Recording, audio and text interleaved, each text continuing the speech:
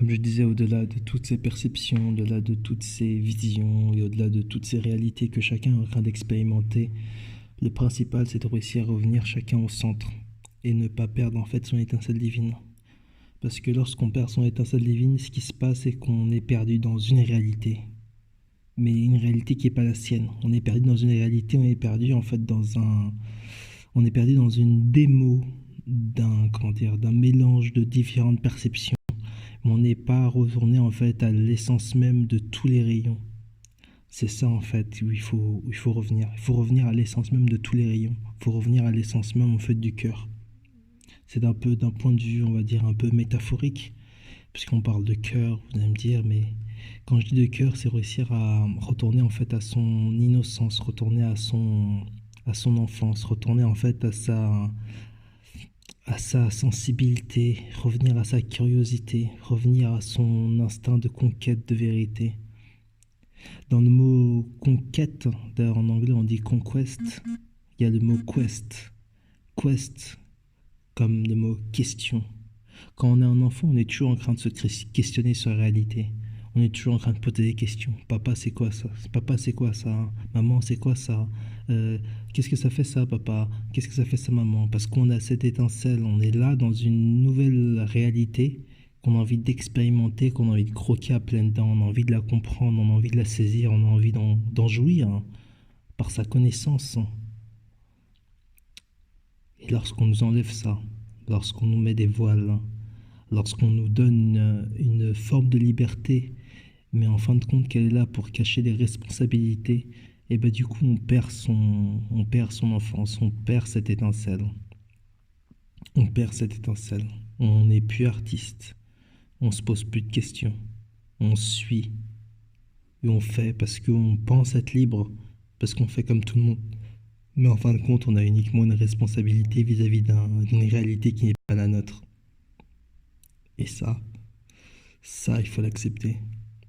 La vraie réalité, c'est celle où on est libre. Quand je dis on est libre, c'est qu'on est libre de penser par soi-même et qu'on est libre d'aller à contre-courant, qu'on est libre de créer sa propre vague, qu'on est libre de surfer là où on veut, quand on veut, qu'on est un peu au-delà de l'espace et du temps, qu'on n'est pas contraint, qu'on ne se bloque pas dans un confort qui est en fait une responsabilité pour faire tourner en fait une société. On crée son confort dans sa propre réalité, avec sa propre idéologie. Et on la fait fonctionner pour soi, avant tout. Et ensuite, si elle plaît aux autres, bah écoutez, c'est encore mieux.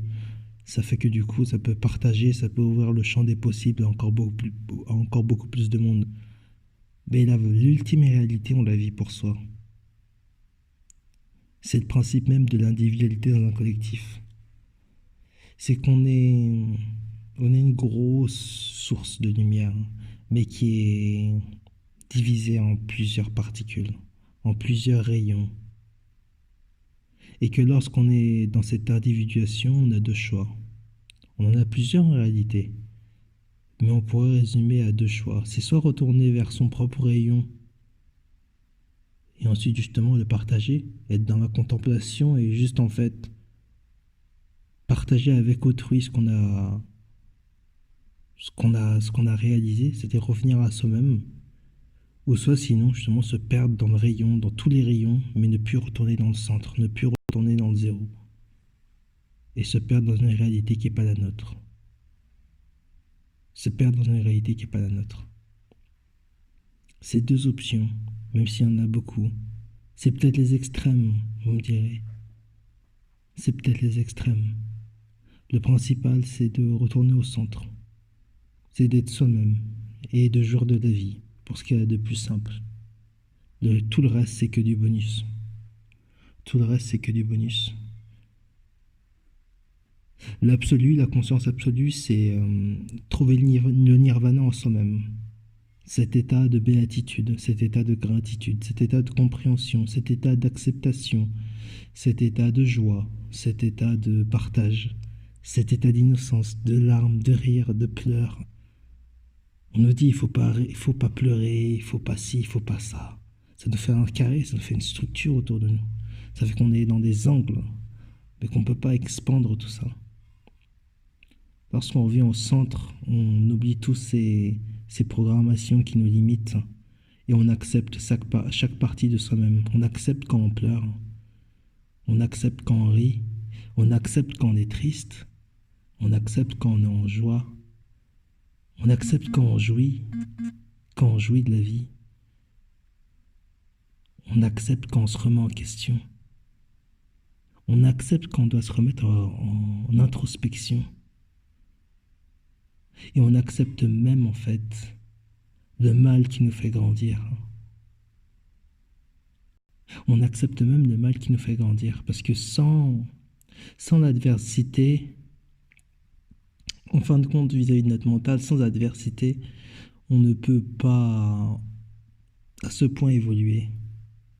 Parfois, on a besoin d'avoir une marche pour devoir la gravir. Ça tombe dans le sens, vous me direz.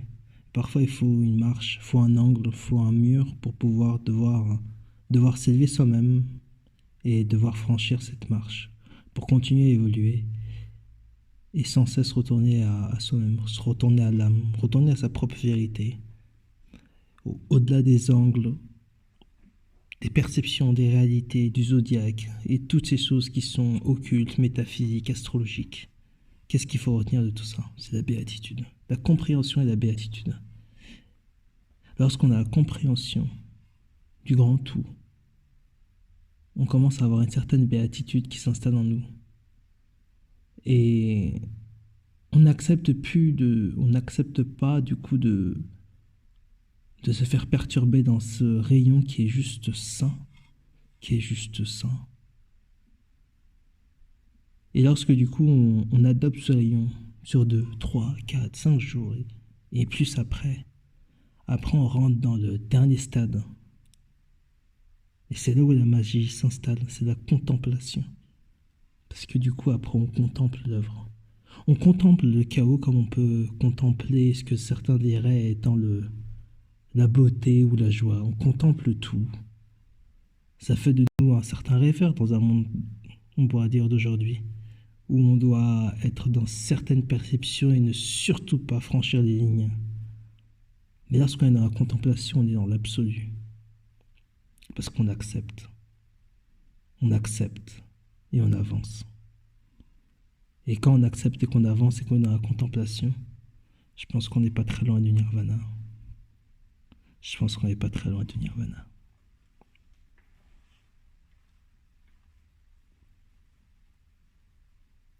L'amour de soi, ça n'a pas de prix.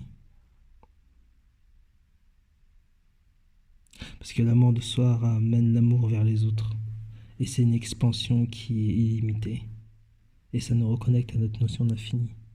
Ça nous reconnecte à notre notion d'éternité.